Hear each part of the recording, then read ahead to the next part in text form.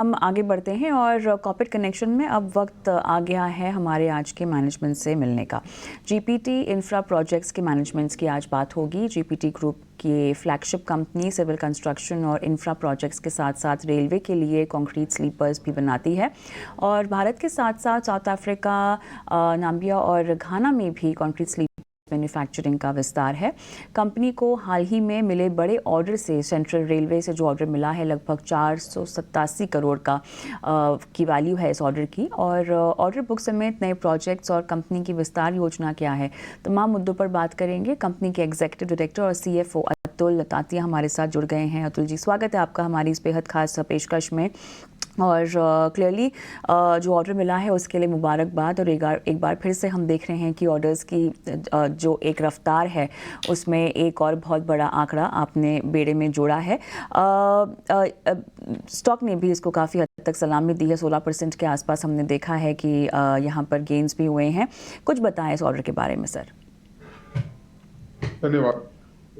ये ऑर्डर हमको central railway से मिला है। 487 करोड़ का ऑर्डर है, जो कि एक नया रेलवे लाइन के लिए है। अप्रोक्सीमेटली 28 किलोमीटर की रेलवे लाइन है। इसमें हमारा ये जॉइंट वेंचर में ऑर्डर है, जिसमें हमारा 26% है, जो कि अप्रोक्सीमेटली 127 करोड़ होता है। ये ऑर्डर लगभग 30 महीने में खत्म करना है। और सेंट्रल रेलवे, जैसे आपने कहा कि सेंट्रल रेलवे मुंबई से हमको ये ऑर्डर मिला है। ऑलराइट, इसके अलावा आपकी अब आने वाली तिमाहियों और पूरे वित्त वर्ष की अगर मैं बात करूं तो किस तरह का लाइनअप है सर ऑर्डर बुक्स का? तो गवर्नमेंट का, आप जैसे जानती हैं कि बहुत फोकस है रेलवे सेक्टर पे और रोड्स और जनरल इंफ्रास्ट्रक्चर पर, लार्ज इंफ्रास्ट्रक्चर कॉन्ट्रैक्ट्स पर। तो हमें ये काफ़ी कॉन्फिडेंस है कि इलेक्शन के बाद भी जब नई गवर्नमेंट आएगी तब इस सेक्टर पे फोकस जारी रहेगा और हम इसके बेनिफिशियरी रहेंगे, क्योंकि हम इस सेक्टर में गवर्नमेंट कॉन्ट्रैक्ट्स पे स्पेशली काम करते हैं। Large mid size government contracts पे हम काम करते हैं। और ऑर्डर बुक अभी लगभग 3,000 करोड़ है। इस साल मतलब FY25 में हमारा टारगेट है कि हम 16 से 18 नए ऑर्डर ले, जो कि हम लोग का एक अनुमान रहता है कि 3 टाइम्स और रेवेन्यू पर हम ऑर्डर बुक चलाएं और एग्जीक्यूशन भी साथ साथ बढ़े। सर ये बताएं हमें ओवरऑल प्रोजेक्ट्स को लेकर जो अंडरगोइंग है उनके एग्जीक्यूशन को लेकर क्या योजनाएं हैं, रेवेन्यू पोटेंशियल सेगमेंट्स मिक्स के हिसाब से कितना बढ़ता हुआ दिखाई दे रहा है इस पूरे नए वित्त वर्ष के साथ साथ, अगर हम आने वाले 2-3 साल का भी अगर एक तस्वीर आप पेश कर सकें। जी, तो अभी आप जैसे जानते हैं हम लोग साइलेंट पीरियड में हैं, तो हम ज़्यादा कमेंट नहीं कर पाएंगे Q4 पर। लेकिन FY23 पे हमने 800 करोड़ का रेवेन्यू अचीव किया था और हमने लास्ट क्वार्टर में भी गाइडेंस दिया था कि हम 25% से अधिक ग्रोथ करेंगे फुल ईयर के लिए, जो कि हम क्वाइट कॉन्फिडेंट है कि हम अचीव करेंगे।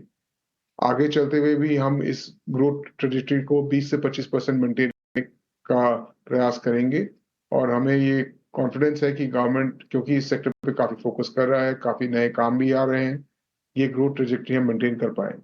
जहां तक कि सेगमेंट्स की बात है, मोस्ट ऑफ आवर ऑर्डर्स 65% लगभग रेलवे से हैं, 30 से 35% रोड सेक्टर से हैं। और जैसा आपने पहले कहा, हम कंक्रीट स्लीपर भी बनाते हैं इंडिया में, साउथ अफ्रीका, नामीबिया और घाना में। और उसमें भी काफी ग्रोथ आ रही है। हमारी घाना फैक्ट्री, जो कि हमने लास्ट ईयर कमीशन किया था, वो भी अब चालू कमर्शियली चालू हो जाएगी और उससे भी रेवेन्यू आने लग जाएगा। ऑलराइट, ओवरऑल अगर हम नए मार्केट्स के बारे में बात करें या एग्जिस्टिंग स्पेसेस या एग्जिस्टिंग मार्केट्स के बारे में बात करें इंटरनेशनली भी, कितना ज़्यादा रेवेन्यू पोटेंशियल यहाँ से बढ़ता हुआ अब आपको दिखाई दे रहा है इन टर्म्स ऑफ फिगर्स और परसेंटेज? तो जैसा कि ये सेक्टर काफी फोकस है गवर्नमेंट के लिए, डोमेस्टिकली स्पेशली इंडिया में। इस सेक्टर में हम एक्सपेक्ट करते हैं 20 से 25% के अगर ग्रोथ अगले 3 साल पर, जो कि हम क्वाइट कॉन्फिडेंट है इस सेक्टर में अचीव करने के लिए। और ये काफी अच्छा ग्रोथ रहेगा। जब हम ये ग्रोथ करते हैं, हमारा एक मिनिमम हर्डल रेट रहता है EBITDA के लिए 13%, जो कि हमने लास्ट 10 साल से ईयर ऑन ईयर अचीव किया है। ये अलाउ करता है हमको डिविडेंड शेयर होल्डर को देने के लिए और शेयर होल्डर को रिवॉर्ड करने के लिए, which कैश फ्लो भी काफ़ी स्ट्रॉन्ग रहता है इससे। अतुल जी, यहाँ पर जो नॉर्थ सेंट्रल रेलवे है, आगरा से आपको जो प्रोजेक्ट मिला है लगभग 135 करोड़ का, इसके बारे में कुछ बताइएगा। ये एक प्रोजेक्ट है वही नॉर्थ सेंट्रल रेलवे में आगरा के बगल में जो हमको मार्च में मिला था, और ये प्रोजेक्ट भी चालू होने वाला है। और अभी इलेक्शंस को लेके थोड़ा स्लोनेस रहता है जनरली इलेक्शंस के दौरान, जो कि उनसे प्रोजेक्ट पिकअप कर जाएगा। ये प्रोजेक्ट भी 3 महीने 2.5 महीने में 2.5 साल में खत्म करना है, और हम काफ़ी कॉन्फिडेंट हैं कि इससे हमारा क्रेडेंशियल्स बढ़ते जाएगा और हम नए काम करते जाएंगे उस रीजन में भी। शुक्रिया अतुल जी, आपने समय निकाला और इतने विस्तार से हमारे साथ चर्चा की।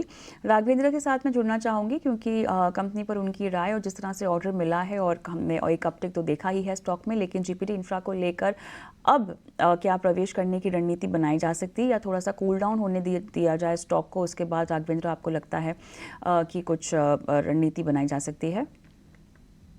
कविता जी, मैनेजमेंट ने काफी एनकरेजिंग कमेंट्री दी है और काफी अच्छे से बताया है। एक बात जो आपने देखी होगी, इन्होंने कहा है कि हम जीपीटी इंफ्रा अपना जो ऑर्डर बुक है वो 3 टाइम्स रेवेन्यू के साइज के हिसाब से रखना चाहते हैं। अगर रेवेन्यू एक्स है तो उनका ऑर्डर बुक 3x होगा। और साथ में ये कहते हैं कि हम हमारा रेवेन्यू को धीरे धीरे बढ़ा रहे हैं, तो हमारा ऑर्डर बुक में भी एक इजाफा होगा 3 टाइम्स से। ये एक बहुत अच्छा लेवल मेंटेन कर रहे हैं। एबिटा का हर्डल रेट अगर वो 13% मेंटेन कर सकते हैं, जो कि इस इंफ्रास्ट्रक्चर सेक्टर में बहुत अच्छा है, तो इससे उन्होंने ये भी कहा है कि हम एक जनरस डिविडेंड पॉलिसी देंगे और देते रहे हैं, जो कि एक share holder point of view से काफी अच्छा है। मैनेजमेंट का 75% होल्डिंग है स्टॉक में, जीपीटी इंफ्रा में, जो कि बहुत कंफर्टिंग है।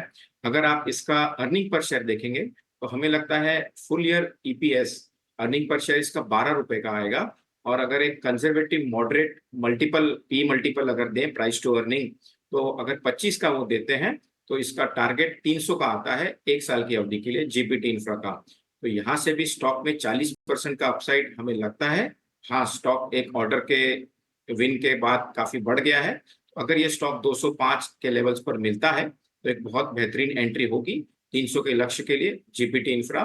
कॉर्पोरेट गवर्नेंस अच्छा है, एग्जीक्यूशन अच्छा है, पॉलिसी अच्छा है, और ऑर्डर बुक का इसका इंडिया और अफ्रीकन कॉन्टिनेंट में भी जो इजाफा हो रहा है, उसके चलते एक बहुत ही बड़ा ग्लोबल प्ले होगा हाई मार्जिन बिजनेस में।